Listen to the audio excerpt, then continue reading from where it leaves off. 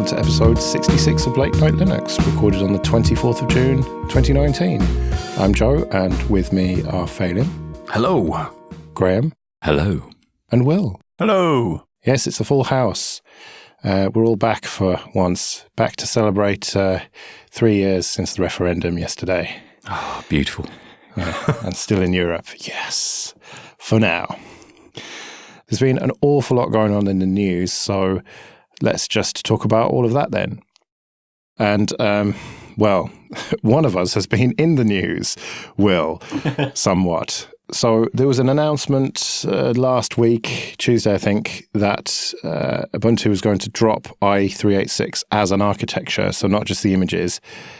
And then nothing happened for a few days, and then there was a bit of a backlash on Friday or Saturday, just in time for the weekend, just in time to ruin the fucking weekend for all of you lot, Popey and you and all the public-facing Ubuntu guys.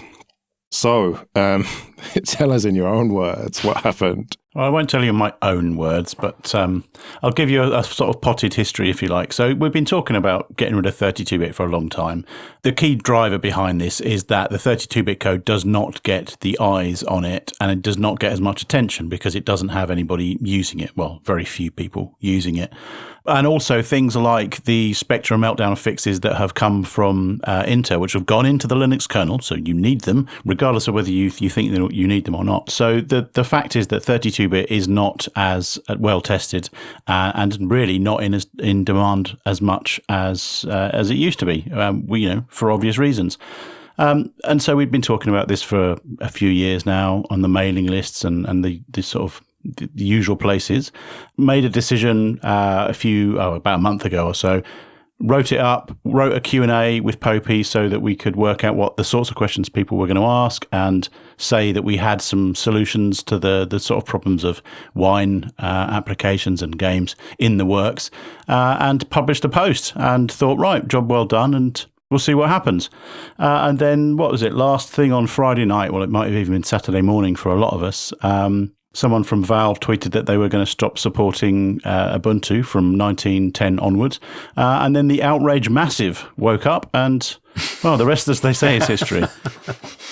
Yeah, there's been quite the reaction, you might say, to this, to the point where now you've had to fucking backtrack on it, and you will be actually supporting a select number of 32-bit libraries and stuff to make these things work, and that list is not going to be finalized. It's going to be relatively fluid. If it turns out that certain libraries or whatever are needed, then you will build them. Yeah, so the overwhelming feedback was that people want to be able to play their games, their old games, their new games, their Steam games, their Windows games on Steam, on Proton. They want to be able to play those games without having to jump through any hoops, and just for everything to work, which, for the record, was the plan all along. We were going to hide all of the complexity away. But yes, the message that we very clearly heard from the community was they didn't want that to happen. And so we discussed it internally. There were also concerns about print drivers and those sorts of things. So we talked about it internally and decided that the best course of action at this point was to reverse that decision and say that we will continue to support these libraries. The message is out there now. 32-bit is legacy now. So everybody, the whole industry needs to move on from this. But Ubuntu will be supporting those 32-bit apps via the multi-arch libraries. Now, I did say i386. We're talking about x86 32-bit. This has got nothing to do with ARM, just for the record. Yes, nothing to do with ARM. So the Ubuntu report tool that you brought out, was it for 1804, I think? Yeah. Did that, or would that have helped identify percentages of 32-bit use? Yes, it helps us to identify the people that are installing the 32-bit OS, or rather have the 32-bit OS installed and are then upgrading it to the new versions, because you can't install the 32-bit version anymore, and you haven't been able to since 1804. So, yes, but what it tells us is that very, very few people, I don't have the exact numbers to hand, but let's say it's like 1 or 2% of users are using the 32-bit version now. But what it doesn't tell us is that people are still using that 32-bit software on a 64-bit machine. So it obviously kind of indicates that there's still a bit of a, issue,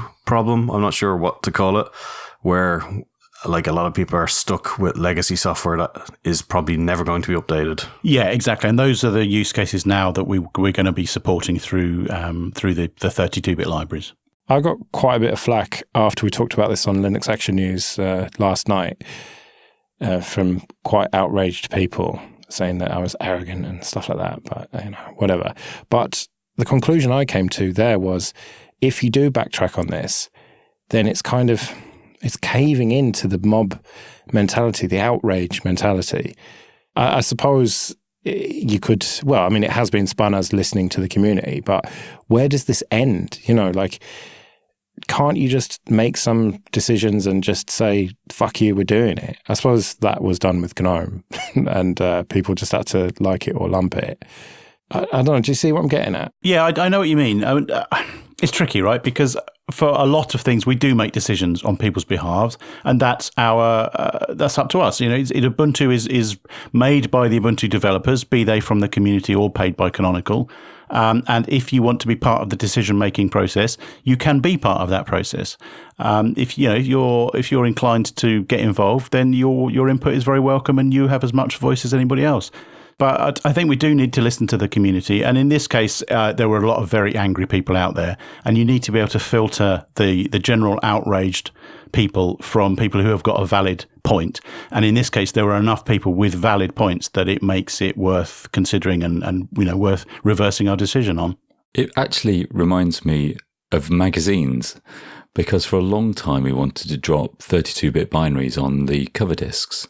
And every time we mentioned it, and considering this is 6 or 7 years ago now, every time we mentioned it, we had loads of feedback, people actually writing physical letters, because that's all you can do with a 32-bit machine. So much so that, we were really scared, and it didn't happen while we were there, that we dropped the 32-bit binaries, or even the DVD itself, which is completely anachronistic. Because it's just so difficult to take stuff away. Even when people don't use it, they just become used to it as a crutch, or an idea of a crutch of something they may potentially do at some time. It is quite brave to say that only Apple can really do it. You're not going to have a headphone jack anymore. It's all, the world's going to be, wireless. And everyone just has to suck it up. And I think it's a great part of open source and Linux that we can discuss it and, adapt. So what you're saying is magazines died before 32-bit. Well, I mean, it's actually only recently they dropped the 32-bit binaries, and still, though, they actually closed the forum down so that these kind of discussions wouldn't carry on. Wow. Thereby solving the problem forever. Yeah, exactly. Close the internet. It does kind of show you that if you do become popular and you do want to continue to have the groups that you accumulate along the way, then you are somewhat beholden to what those groups expect you to do, which could be problematic. I don't know. Certainly expensive. Yeah.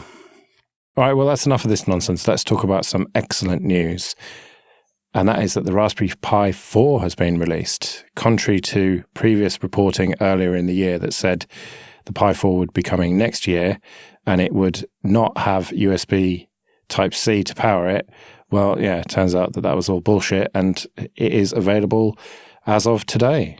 Very exciting. Did you buy one? I did. I've bought the 4GB version because it's got a new system on a chip which is faster. The CPU is faster, and it allows for more RAM now. And they've done what I sort of recommended, really. They've got a 1GB RAM version, which is $35, which turns out to be about 35 quid-ish by the time you've...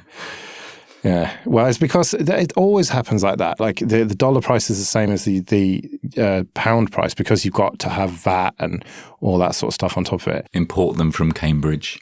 Yeah. From Wales. Yeah, sorry, that was a terrible Welsh impression. Not bad for an Irishman.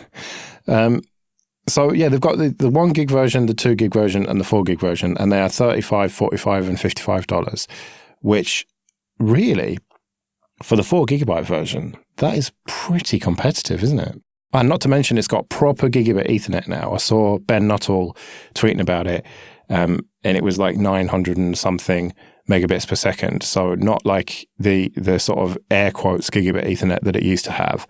And it's also got a couple of USB 3 ports now. So this is actually a serious bit of kit now for what I paid including a power supply, which you couldn't remove from it, but whatever. Like 61 quid or something for it, which is not bad. It depends how powerful it really is. It's supposed to be sort of 2 or 3 times more powerful than the 3B Plus. So I'm looking forward to trying it out. Anyone else buy one? Yeah, I bought one thanks to your link, Joe, because they were all sold out within, a couple of hours of it going live this morning in their secretive curtains of, only the register being allowed to report on it. I'm really impressed. This goes against everything I predicted at the beginning of the year. And in their posts, they have admitted that this is 9 months earlier than they anticipated. So I'm not sure if they realized they'd be able to get this silicon out this early. But everything has changed. I mean, the SoC, the video core, 2 weird small HDMI ports, which I can't even remember whether they're a micro or mini. That's going to be difficult for people to kind of get their heads around, and it certainly disables some of its facility and being able to just plug it in and plug it into a screen. But overall, I can't really complain about that. It's a great upgrade for a brilliant price. I don't want to spoil the end of year show or anything, but I've just looked up my document for predictions for 2019. Oh, for fuck's sake. Here we go. 2 new Raspberry Pis, one $35 with 2 gigs of RAM, so close, and one for $50 plus. Now, this is a single Raspberry Pi with just multiple SKUs. That's not 2 Raspberry Pis. Bollocks. It's 3 very distinct models. Let the arguments commence. Well, we've got 6 months to sort that one out, but I win on that. Fucking lies. No, this is actually really annoying because I have one of the latest Pi 3B models sitting on my desk for my new replacement for my security camera, and I'm fucking annoyed now that this one's got proper gigabyte on it because there was a neighbor who got broken into down the road, and cops asked for security footage, and I had them standing behind me. I was trying to pull the files off, and I was sitting there going, yeah, sorry, it takes a while. Trying to copy files from the fucking camera, and it took for fucking ever. I was sitting there going, do you just want a cup of tea? No, okay. I thought you were going to say it was really pixelated and horrible. No, it's really high quality, but I was sitting there going, fuck's sake, if I could only have installed a gigabit fucking network on the damn thing. Yeah, all of that stuff, kind of separate buses as well to the SoC for the USB 3 and the gigabit in Ethernet, and the USB 2 separate, and the Wi-Fi has been upgraded. Yeah, I think you could make a pretty reasonable NAS now out of this, because before I tried that and the performance was just too shit. Whereas now, for a fraction of the electricity cost of an x86 machine, you could run something, I mean, not enterprise ready, but just for doing basic backups and stuff. And, Nextcloud, just the suddenly having those be on separate buses and having proper gigabit and proper USB 3 speeds suddenly just makes this a really attractive proposition to me. Well, and the new power supply as well means that you can get, I think, 1.5 amps out of those USB ports. So now you can plug a hard disk straight in, no external power needed. And build a NAS really nicely. I did also see one of the video walkthroughs that Popey linked to, which I've forgotten the name of the channel, unfortunately, but he was saying that it's apparently comparative to a very low-spec x86 processor at this point. The other thing is that it supports 4K video now, and it's got 2 micro HDMI outs. That's an interesting choice because all of them so far have been just full-size HDMI, so now I've had to buy a fucking pair of cables, which I was a bit annoyed about. But I suppose to fit it all on. But yeah, so having 2 4K displays, albeit if you're running 2 of them, I think it's only 30 frames a second, which is a bit shit. But at least 1 times 4K 60 frames a second, that's pretty sweet. And hardware H.265 decoding as well. So that's also very impressive. So I haven't actually bought one yet, primarily because I've run out of things to do with Raspberry Pis and I need to have a think about it. But H.265 on board, 4K output, this is just crying out to have Kodi put on it and run a really sweet media center. And I can plug a hard disk into it as well without an external power supply. So yeah, this is going to be a set-top box for me, I think. Yeah, and you could probably install Samba on it and stuff as well. It's worth mentioning that it's now got a 15-watt maximum consumption. So that's quite beefy. I mean, for people running battery projects on their Raspberry Pi, they're going to need substantially bigger batteries. Yeah, but if you're running a battery-powered project, you're probably going to be using an older Pi anyway, because they're going to continue to make the older Pis for now. Yeah. And it replaced something in my house, like a Nook that's doing similar kind of things, which takes 60 watts maximum consumption. So, it's a huge advantage. Yeah, well, this goes back to the 32-bit discussion that we had, not this latest one, but a few episodes ago, where really now, that netbook that I was talking about then, I'd be very surprised if that performs anywhere near as well as this new Pi. So it's just completely fucking obsolete. And the other thing, like just this weekend, actually, on x86, I was trying to get some Kodi add-ons installed, mainly to do with playing Moonlight for streaming PC games. And it's really, really difficult because there is no standard kind of Kodi platform. Whereas if you're using the Raspberry Pi, there's so many tens of thousands, I assume, people using OpenELEC or something else. And that the solution's already baked in. The repositories are already added to Kodi, and you simply just have to install the add-on. And that's the great advantage of the platform, the Raspberry Pi platform, that, you can just buy a Raspberry Pi and everything's just going to work. And that's a great advantage as well. Fully loaded, Graham. Yeah, I was going to say, is Kodi add-ons. Yeah, I wonder what you were doing there. But that's the thing. There are other single-board computers that have up until this point been much more powerful and more features and stuff, but they just don't have that software support. They don't have that ecosystem that the Raspberry Pi has. And that's why this is news, really. Like, Raspberry Pi is just the Coke or Pepsi or whatever of single-board computers, and it just has that user base. But I love the fact that they've said that they're going to keep producing the old ones, because there's industrial partners that they have that are using them inside bits of kit, like proper, I don't know what, but... synthesizers. Oh, there you go. See? But I mean, the fact that they're willing to stay on the same production scale, or, keep it going along anyway so they don't get left out. I mean, I think that's really cool, because it's obviously the Broadcom background where they're producing a proper, fully supported piece of hardware that's going to keep being supported for probably some period of time as well. So that's quite cool. Whereas your Banana Pi may not be. Oh, that's another interesting thing, actually, that they produced more of the 2 gigabyte ones, thinking they'd sell more of them, which seems a very odd choice to me. Surely everyone's just going to want to go for the 4 gigabyte one. I guess they were assuming, well, it's doubling the RAM that people are used to. It's a huge upgrade. People aren't going to waste the extra $10 or $8, whatever the difference was. But yeah, I mean, I naturally wanted to get the 4 gig, just like you, I think. I mean, a RAM disk, you could fit an Ubuntu image in there. I can see there being some industrial use cases that don't need 4 gig, and $10 per unit cost saving is going to be quite significant, digital signage, that sort of thing. So I think there will still be a market for it. Yeah, I think you're right for embedded applications, but your hobbyists are just going to go for the 4 gig one, I reckon. Yeah, and they've not made any decision about the compute form factor, whether they're going to do the same thing for this. Yeah, and they don't see an easy way to do the Model A, the kind of cut down one, yet. But apparently they're thinking about how to do that. So I'm sure we'll see that at some point. Yeah, it feels like they're doing it more to tick boxes rather than there's a genuine price saving they can make and offer people, Yeah. No network connectivity, for example, and save $10. Okay, this episode is sponsored by DigitalOcean. Go to do.co/LNL and you can get $50 credit with 30 days to use it. DigitalOcean offers VMs, or droplets as they call them, in data centers all over the world with really fast network and really fast SSDs. And you can choose from one of the distros that they offer, like Ubuntu, Fedora, Debian, and CentOS, or FreeBSD, or you can use your own custom image.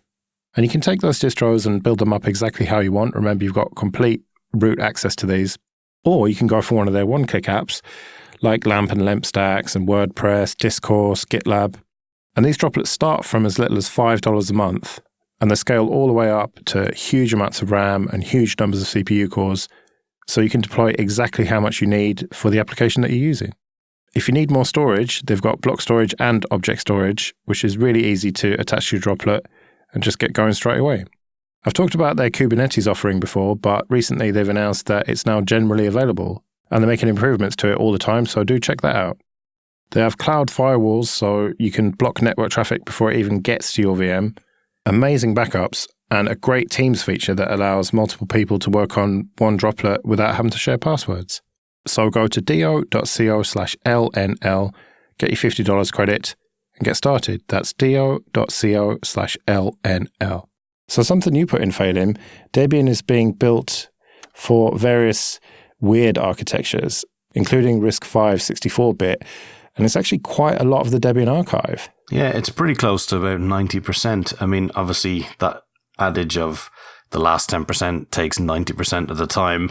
But, they're making a point that in the background, a lot of stuff is still going on. And with Buster coming out in about a week to 2 weeks, maybe, it bodes quite well for the RISC-V. So I guess you'll be switching to Debian at some point soon then. Yeah, I could see myself switching to it. I know you're trying to take the piss out of me for championing yes, I am. RISC-V.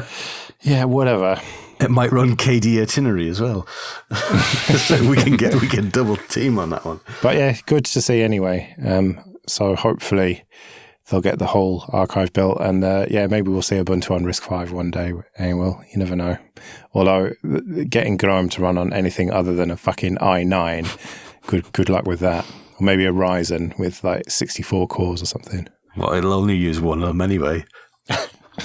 Sorry. Yeah, and then one little thing will crash, and then you'll just lose everything. All right, well, failing, do your KDE bollocks like you normally do. Then. Harsh, but fair.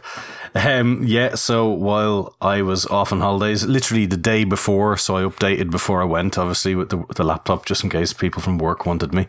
And then I could claim that it broke before I left. Plasma 5.16 came out, and about maybe 2-3 days ago, 5.16.1 came out as well. So they've been on the ball with the updates as usual. Now, 5.16 is not an exciting release, is it? I mean, I looked at it and considered putting it in the news for various shows that I produce, and really it just seemed to be so minor of an update that it wasn't even worth really talking about. Yeah, but you see, that's what makes it so good. And I would have thought you, in your stuck in your ways exit face crap, would actually be totally up for this, because it's all the minor improvements and lower level stuff that's getting worked on. It doesn't like blast you in the face with, oh, look, I've changed. But it is definitely well worth it. Like the notifications is great. I've actually been making a lot of use of those, because you get streams of the damn things these days, especially with my KDE Connect linked into my phone. That would be inevitably twice notifications of my email pinging from both and things like that. But now you can just group them all together and just say, okay, I've seen all those, just kill them all off. But this stuff over here, that's important. I want to see that. And while we're recording, I was able to hit Do Not Disturb and give it a 4-hour window of Don't Annoy Me, or a 1-hour window. I thought 1 hour was just not going to cover all our waffling shite. So 4 hours is what gave it to it. But and that's really handy, because you can just totally declutter your workspace as you're doing stuff that you need to, and you sort of get it all out of the way. And a nice wee feature is the microphone pop-up that comes up in the system tray. So if your microphone is listening, it's quite cool. Which is handy if there's an application, or if you start a VM and that happens to pick it up, and then you go, why did my microphone just pick up there all of a sudden? And it happens to be your virtual display that's doing it. Yeah, I mean, I took the piss out of it being not exciting, but Plasma 5 now is really mature. It really is a solid desktop. Did you want to tell people that tweet that you got during the week? Well, a convert from XFC to Plasma. Yeah. Well. See, it's happening. Right. No, I mean, it is a solid desktop. You know, the only reason I don't use it is because I have XFCE, you know, but if that just for some reason just ceased to exist, then, you know, I would seriously consider Plasma. It is definitely a solid desktop and way better than GNOME. You see, being stuck in an evolutionary dead end is pretty much ceasing to exist in the long run. I'll have you know that the port to GTK3 is coming along swimmingly. Is it now? Okay, so, fair enough. Yes. Take your word for it. And you put in some other KDE stuff as well. Go and rattle through it. Yeah, so they're working on KDE goals. You have by the end of June and a second set by August to submit some stuff for that. So prior to this, there was a set of goals on the main website, and it was essentially to give people freedom and privacy was the main one that they had. And they want to come up with some new ones for the next sort of period of time. I don't know what their period of time that they're working over is, but they want to come up with some new ones. And by September for Academy, they're going to release what that is going to be and then consequently update the website, which has also just been updated recently as well. A few bits of workings on that. And you had mentioned, I think, at the live show about the applications page. Yeah. And that has now got a search bar and that to make that a bit easier to work through as well. All right, nice. And there is also a good work through from Nate, the Productivity and Usability Weekly Summary. And he's been going through how they did with the last set and what they're going to do with the new set of what they're hoping to achieve with the next set around of updates to that as well. On to a bit of admin then. And first of all, thank you everyone for supporting us on PayPal and Patreon. It's very much appreciated. If you want to join them, you can go to latenightlinux.com/support. And there's various ways there. And remember, if you support us on Patreon for $5 or more per month, you can get an RSS feed that has no adverts in it. And if you want to get in contact with us, latenightlinux.com/contact. Okay, this episode is sponsored by Entroware. Go to entroware.com, and they are a Linux-based computer seller based here in the UK. And they ship computers with Ubuntu and Ubuntu Mate 18.04 and 18.10. And they've got a huge range of laptops, from affordable ones that are good for browsing and email and office tasks, all the way up to huge powerhouses with even desktop components in them that you can do gaming, graphic design, 3D art, video editing, machine learning, all sorts. They've also got some desktops and servers, and almost everything's configurable, so you can tweak it to be exactly what you want. And if you can't find something that's exactly right for your needs, then do get in contact with them and they can sort you out a custom order. They're very approachable and great at communicating. They ship to the UK, Republic of Ireland, France, Germany, Italy, and Spain. And if you do buy one of the machines, then at checkout, there's a little drop down. You can select Late Night Linux and they'll know that we sent you to them. So go to entroware.com for all your Linux computing needs.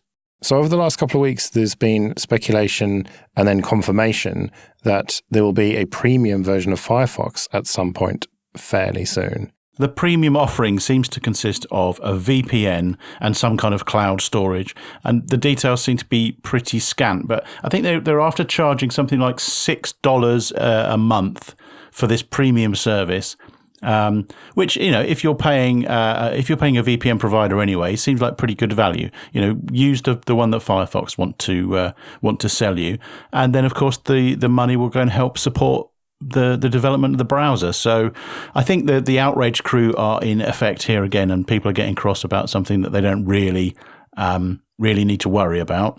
I'm not sure that the premium offering is quite fleshed out yet, but it seems to me to be a good way of supporting Mozilla and supporting Firefox.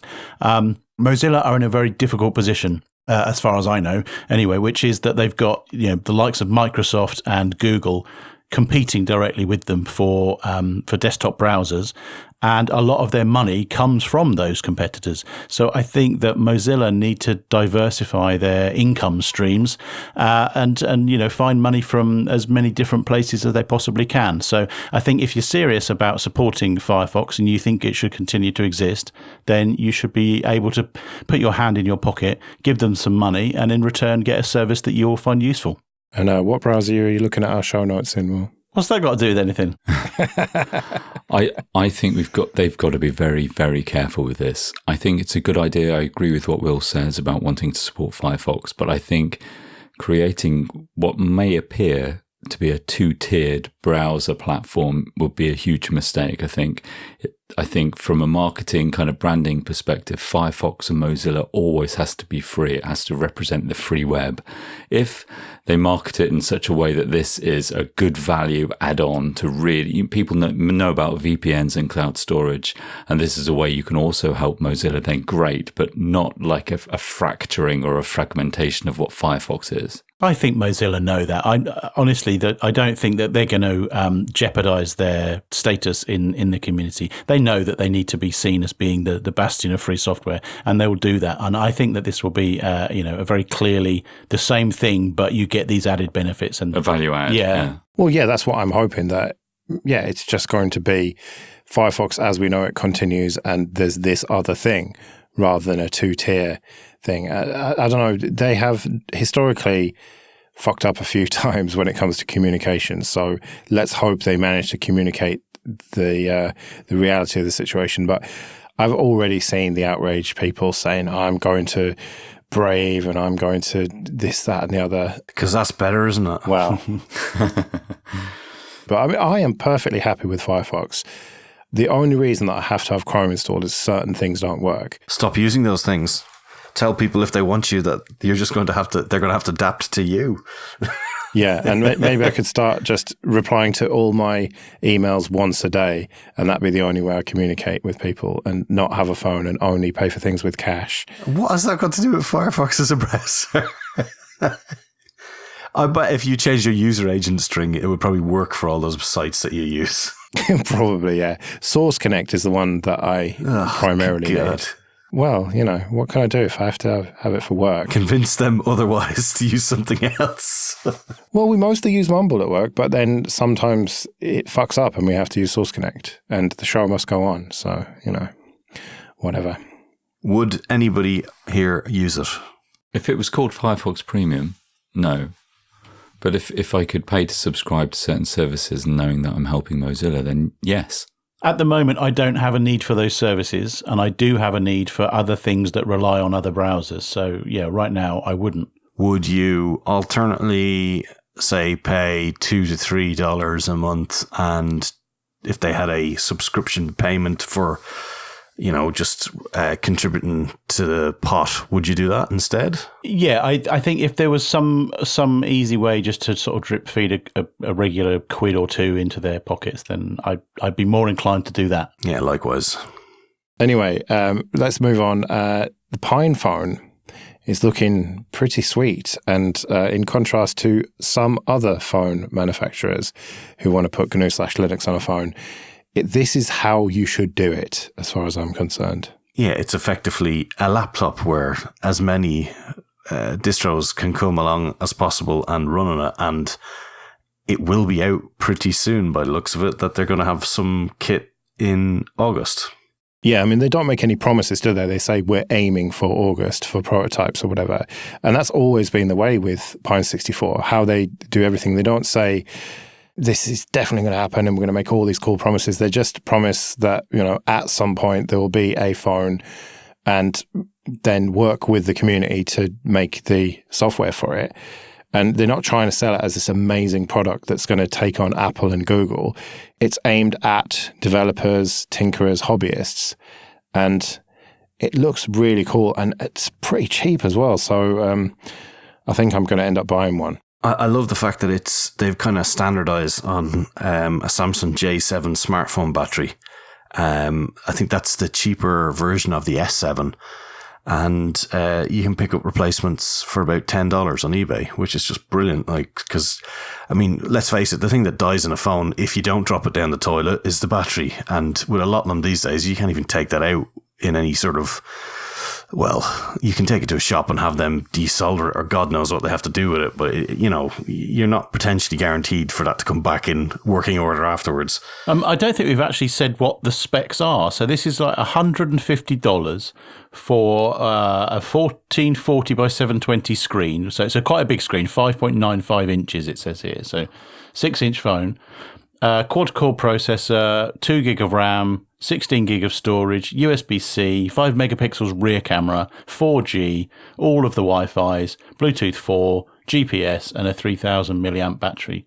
That, for $150, is a lot of computer. Well, you say all of the Wi-Fi's, it's only BG and N, there's no AC, so... Oh, yes, you're right, yeah. And it's not even a 1080p screen. So, I mean, this is a modestly spec'd device, let's say, but it is modestly priced as well by today's standards. But you also have the fact that you might have a proper OS on it that doesn't require 75 different layers of virtual machine and Java on top of it to try and run stuff. So it might actually have a decent shot of being performant as well. Yeah, but you're going to have a lot of different OSs available for it, but they're all going to be a bit shit at first, at least. But that's not the point of it. It's not a product, is it? It's it's not a polished product, at least.